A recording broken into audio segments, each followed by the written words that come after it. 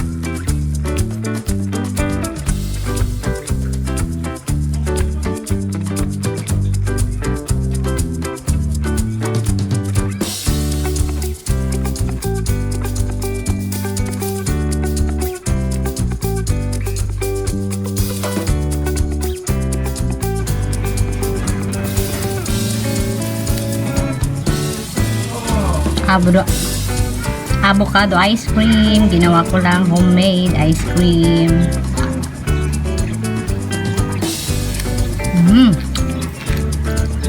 Yummy.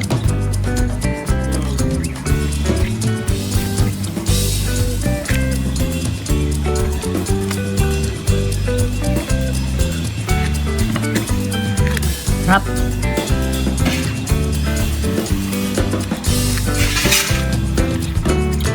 Malambot siya, smooth.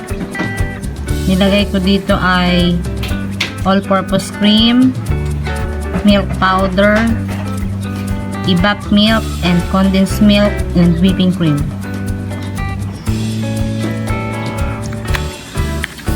Gawa na rin tayo. Season kasi ngayon ng avocado.